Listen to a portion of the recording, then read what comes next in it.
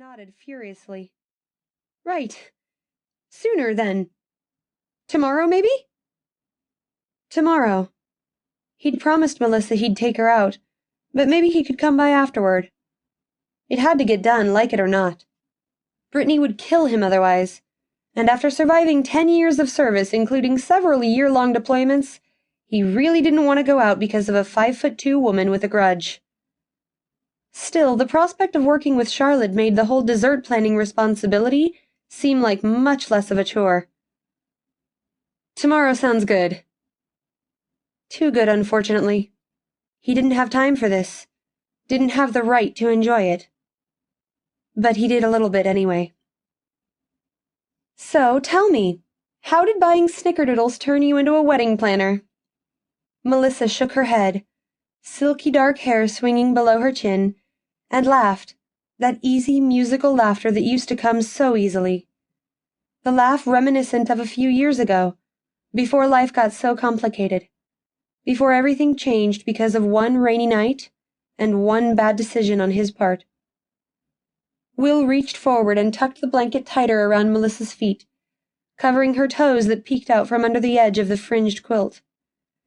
Sitting with her here, both of them on the couch, surrounded by pillows and snacks, almost made him forget she was paralyzed. Almost. The wheelchair by the edge of the sofa was a stark reminder, as was the lower placement of the light switches on the wall, and the ramp he'd built to the front door. Not the wedding. Knock on wood.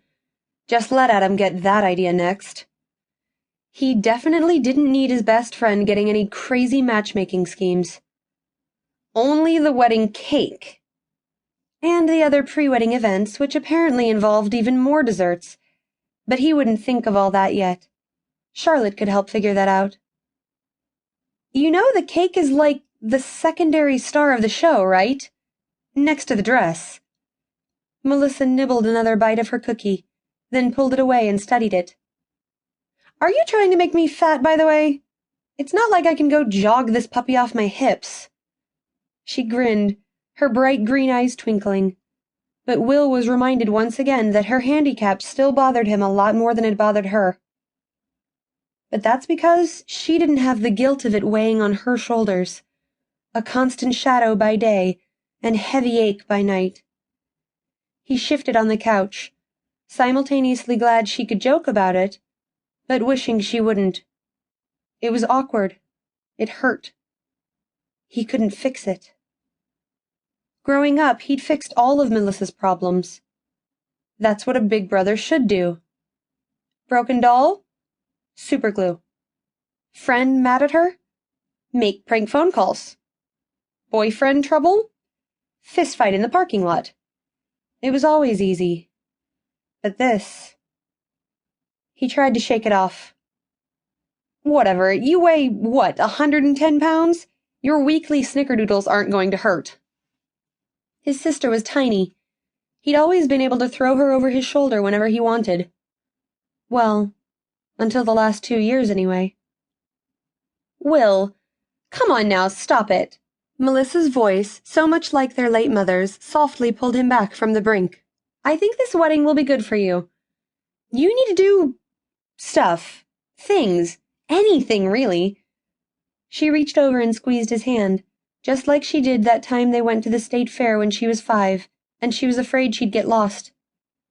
Like she did during that scary movie he'd talked her into seeing in the theater 6 Halloweens ago. Like she did at their mother's funeral. Like she'd done when he stood by her hospital bed after the accident. You're turning into a hermit.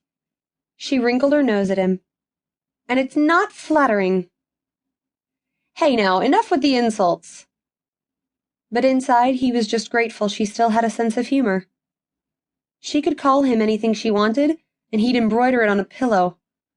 What Melissa wanted, Melissa got. It was his job to see that happen.